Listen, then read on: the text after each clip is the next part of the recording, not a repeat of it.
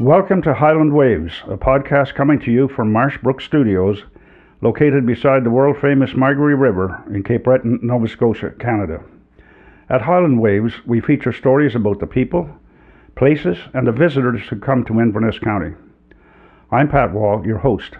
This morning, I'm pleased to have with me Mr. Mukthar Limpao, Community Leader and Executive Director of Large Cape Breton, an organization devoted to creating a world where everyone belongs. Welcome to Highland Waves, Mr. Limpao. Thank you, Pat.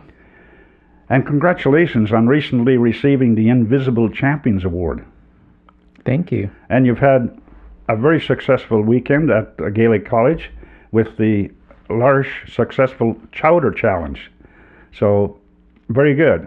Yeah, we're very grateful for all those who came. Yeah, well, that's great. Perhaps you could start by telling us about the Invisible Champions Award. Yeah, I guess it's a recognition for people working in the nonprofit sector here in Nova Scotia, but I know it's also something that I guess they do everywhere in Canada. But I'm familiar with the one here in Nova Scotia. So it's really recognizing the work of those in the nonprofit sector. So like Large Cape Breton. I think I was nominated by one of the members of Large Cape Breton. Nice. And yeah, it's quite a surprise, but it's really about the impact to the community. And so I think it's recognition of the work that I've done in the role of community leader in the last 8 years. Okay. Yeah. Tell me about Mukthar Limpao. About my name? Yourself. Oh, okay. Your background, etc. I'm originally from the Philippines, born and raised there. My background, my mother is a Protestant Christian. My father is Muslim, Islam. In I guess during their time in the 70s, it's not possible to have those marriages. But I was informed that my father was really in love with my mother, that religion did not stop them from being together.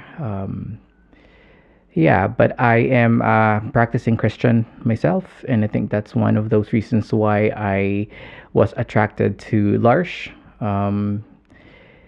But Large is more than that, for sure. Before joining Large, I was in the public health and medical field. So I went to public health school and I went to medicine. But I guess my heart really calls me on the public community sense of things, that after medicine, I've decided to go back to community service and thought I'd explore North America. And that led me to Canada and to Large Cape Breton. Okay. You have an MA in counseling psychology. You're a medical doctor and you're a certified health executive. You could have chosen anywhere in the world to work. Why Canada and why Cape Breton? Yeah, to make the long story short, I was accepted to a university to do a PhD in public health in the US.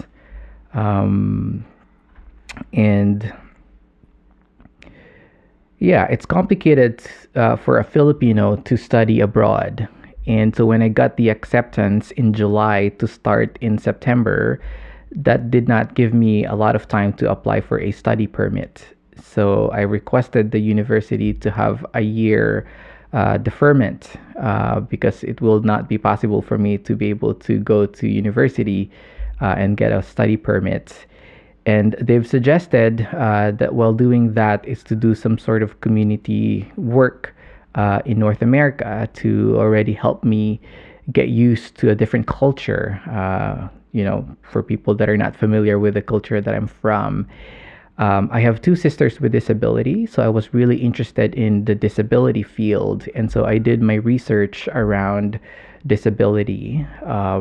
And because I thought I'll be spending 5 years of my life in the US, why not try Canada, which is a very unknown place for me? And I said, this is something of interest, and I want to know more. And for a year, I wanted to give it a try. And so I did do research, just community work within Canada, and that led me to Larche. And I reached out to a number of Larche communities, and Larche in Cape Breton was the one that responded. And the rest is history. Larche was founded in 1964, I believe, Larche International. Mm-hmm. And one of the founders was Jean Vanier. Can you tell us a little about the history of Larche? Yeah, the founder of Larche,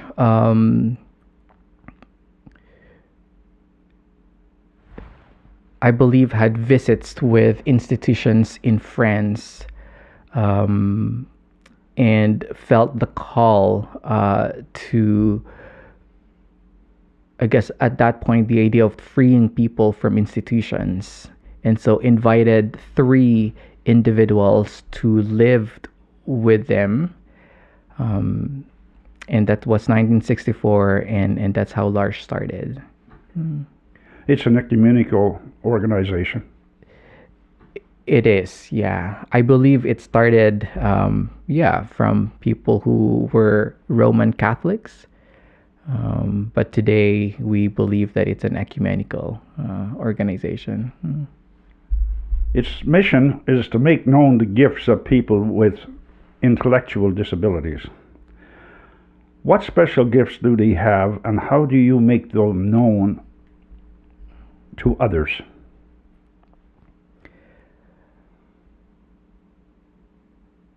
So Larche believes that each person has something to contribute to our society, that each person has a gift to share. And I think that's really what it is, whatever it is. So whoever comes to our community, it's building relationships with people, knowing them, and seeing what they could contribute. And that's what the gift is. For many people with disabilities that live in Large Cape Breton, many of them, shared different kinds of gifts. It could be a gift of relationships, gifts of calling people to find their place in community, people who are broken that joined Larche, to find a place of healing, to find deep inside themselves, how to heal themselves. There are gifts like any of us, we have artists in Large Cape Breton, people with intellectual disabilities who are gifted through arts, gardening, baking, many of those gifts. That's good, because it brings to the general population the fact, as you say, that those people do have gifts, but let's see them. So you give them the opportunity to come forward and show the public what they do have, which is wonderful. On another note, I was reading the website, and some time ago there was some controversy with respect to the founder, in terms of, I think there was some sexual misbehavior went on in the early years, but it was investigated and it has, been resolved. Has it hurt the community at all of Larche? There are many different layers there. Okay. It is hurtful to hear the truth about the founder of Larche, but that doesn't define what Larche is. If there was an impact, in the last few years that I have experienced, as far as the news about the founder of Larche is that it really made us more connected to the people who believe in what Larche is and what Larche does. The first year that news was shared, just looking at the number of people that support Large, it has increased dramatically. Large Cape Breton. Financially, we've also received, many people really stepped up and really supported us, really naming clearly to us that we are not our founder. So it's still pretty fresh sometimes when I think of it. The hurt is fresh, so I don't know what really is the impact of Large, but there's a lot of work, within the local community, within the region, nationally and internationally, to really understand what it means for us and how we move forward from that. Well, you certainly handled it well, and judging by your response, the effect has been positive in the long term, which is very good because Large is a good organization. There are 31 communities in Canada. I think 6 of those are in Atlantic Canada, and Large Cape Breton is one of those. You have 60 people, I think, in 3 properties in Inverness County. But one of the questions I had is, what is a project? You list them as communities and then a project, one project. What is that? Can you explain that, please? Yeah, so we have 2 projects right now. A project, anyone who wanted to be part of Large, to become Large, it starts sort of a probationary for the first 10 years and being, but still supported very much by Large International and Large Canada. And then there's a process within Large to name them as a full-time community. Large Halifax, for example, probably the last 4 or 5 years have been named a full-time Large community after 10 years of being founded. Large Cape Breton is situated on the Bredor Lakes, and I think I mentioned before the interview that I drive by there frequently, and I see one building, but there's more to Large there than one has to go and investigate, which I did with our friend Wayne. But maybe you could tell our listeners what Large Cape Breton is beside the Bredor Lakes. What's there, how it operates, what's a typical day in Large Cape Breton? Yeah, so Large Cape Breton is a member of a big organization internationally. And Large Cape Breton is part of Large Canada and Large Atlantic region. We have 3 properties here in Inverness County.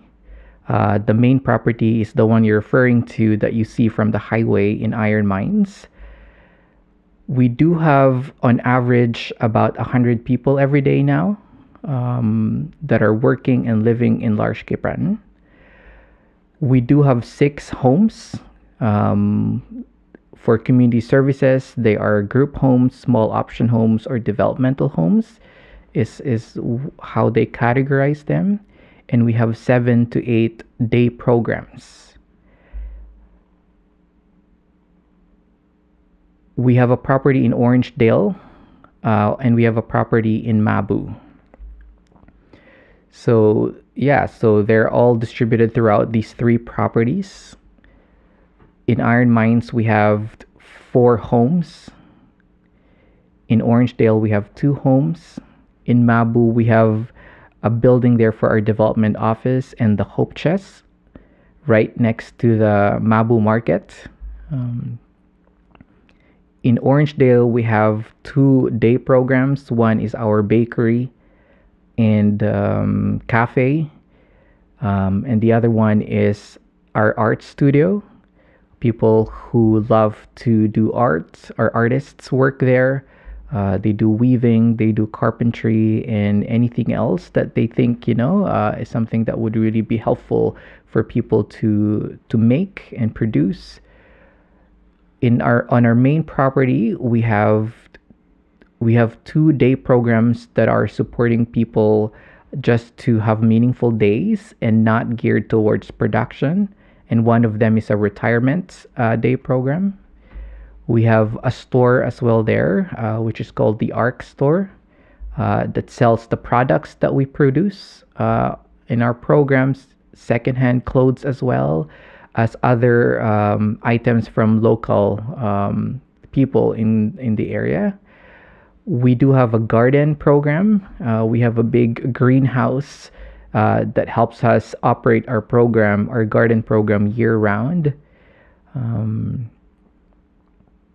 And in the summer, we do have what we call the Ride the Wave summer program, geared towards children and teenagers with intellectual disabilities. It's like a camp program.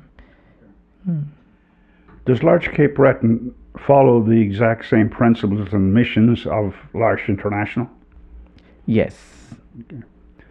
What criteria is required to be welcomed as a resident into Large Cape Breton? We try to welcome we try to welcome anyone who would want to be part of L'Arche and live in L'Arche.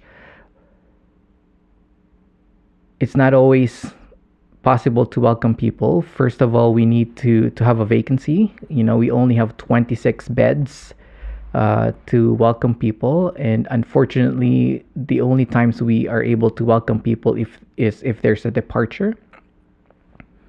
And usually they have to go through the Department of Community Services, and they have their own criteria as well.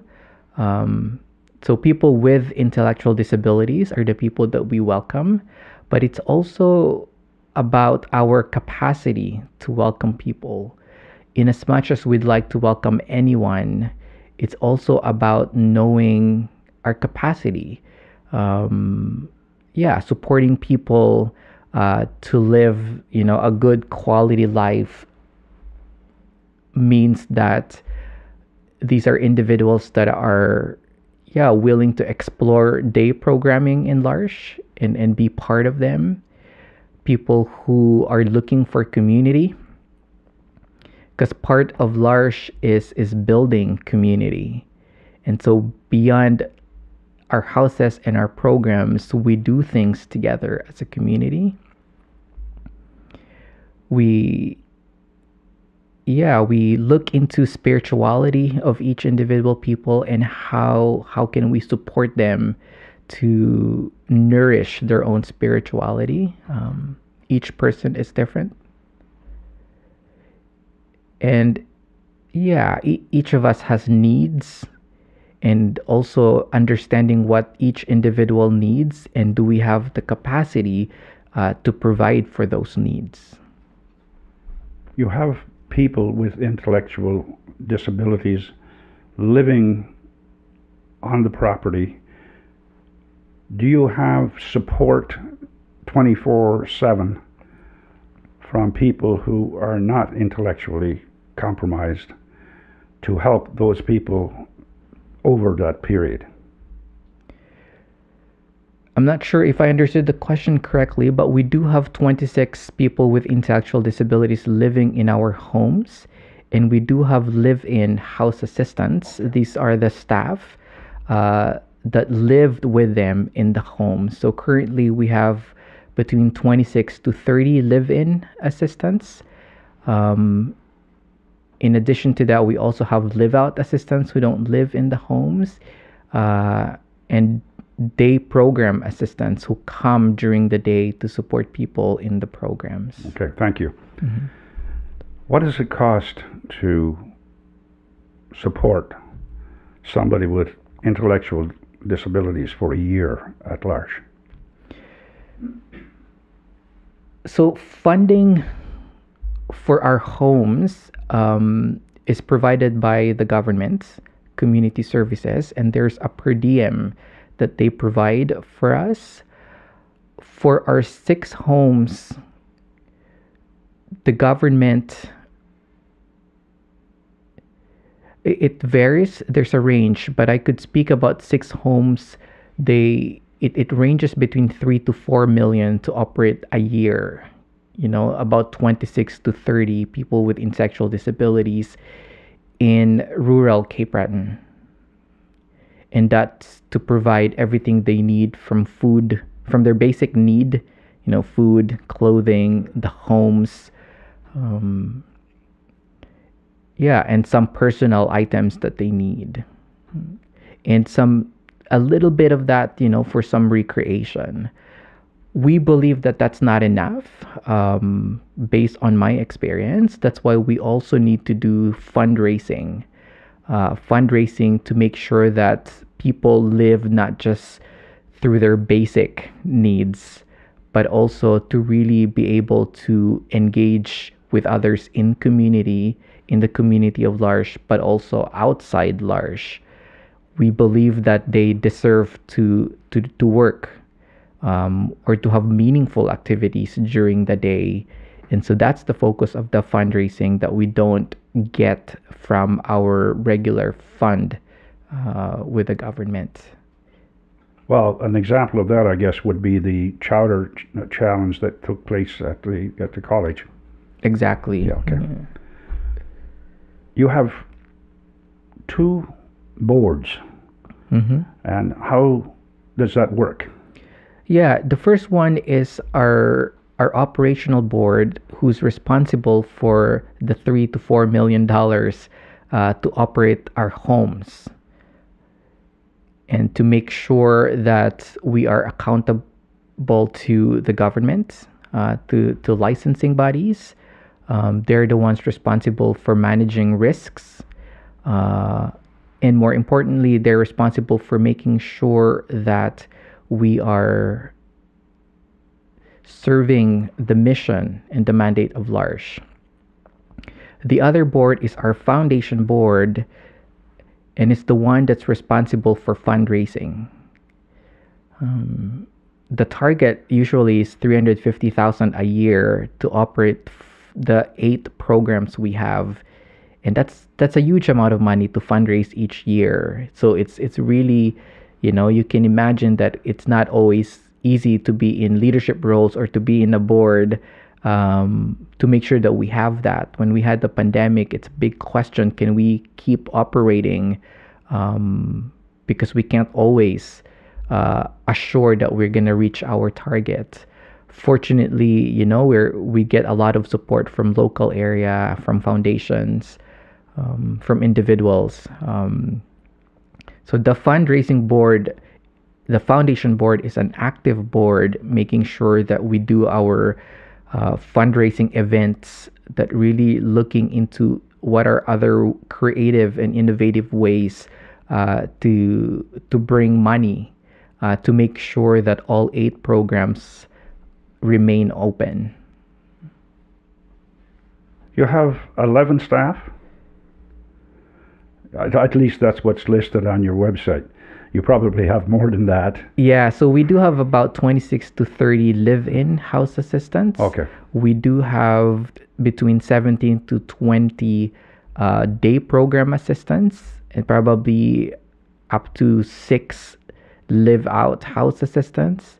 And then people working in offices, probably up to 10.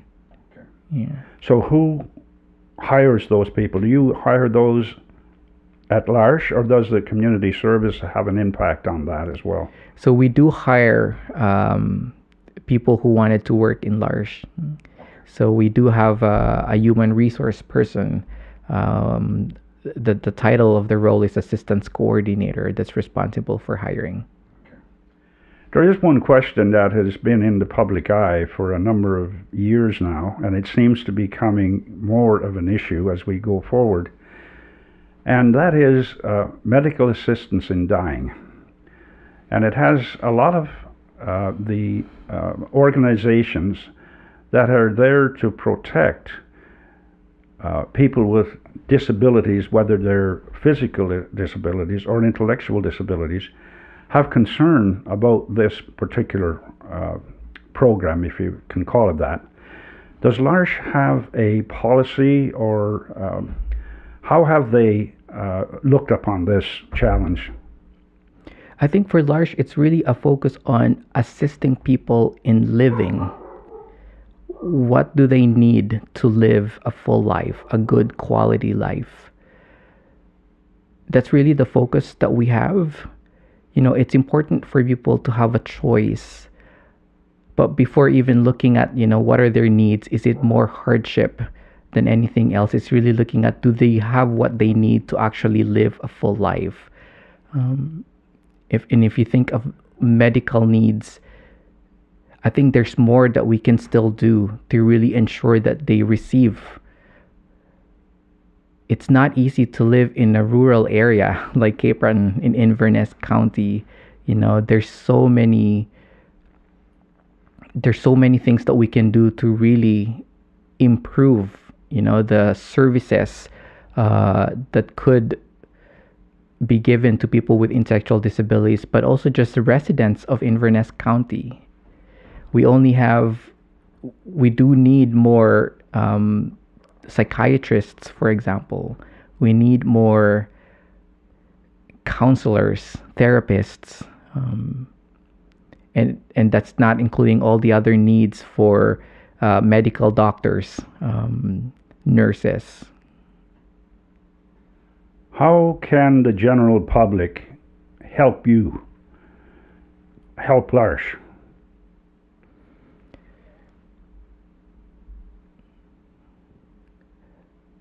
Yeah, I guess first of all, it's being aware of what L'Arche is about and what we do, and spreading the word of what we do.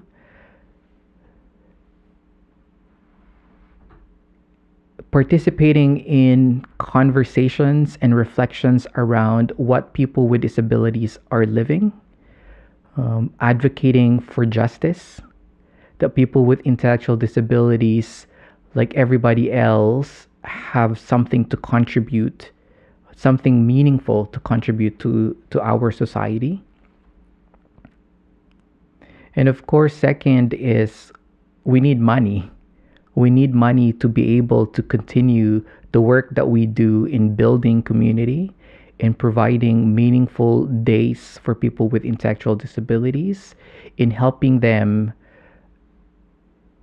show to the world what they can do. So, for us to continue to provide the space and opportunities for them to reveal their gifts and develop them and share them to the world.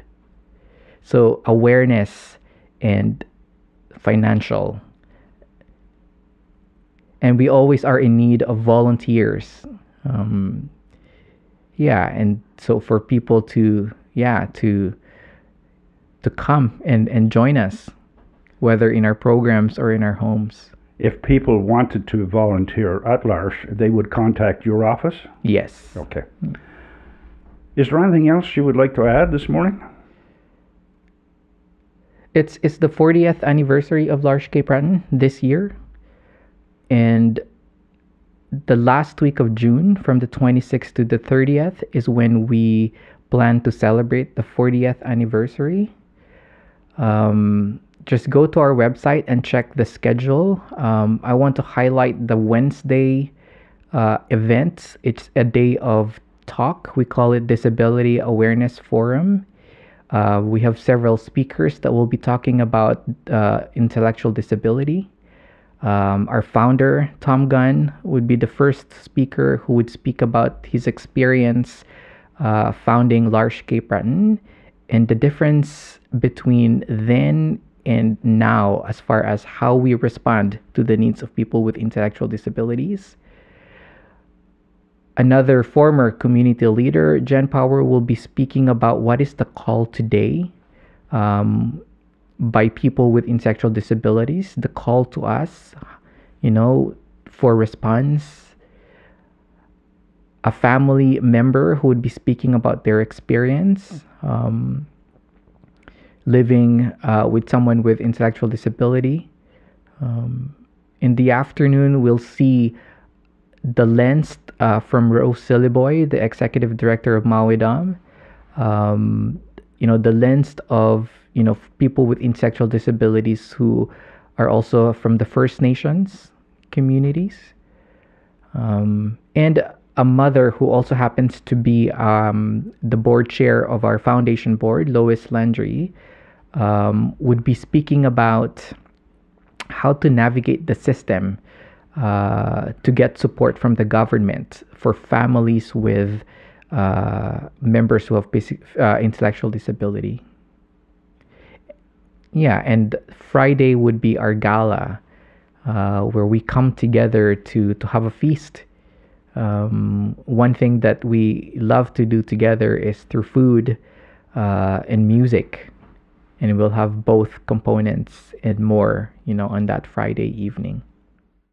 Well, it sounds like it's going to be a great gala and a great week. And I want to thank you for joining us this morning and for doing such a great job of explaining what Large Cape Breton is and the good work that you provide for the community. And we wish you every success in the future. And thanks to our listeners, and a reminder to hit the like and subscribe buttons so you can stay up to date. And please keep this Croatian quote associated with Arche in mind as you travel through life. When a person dreams alone, then it's only a dream. But when people dream together, it can become a reality. So long for now, Pat.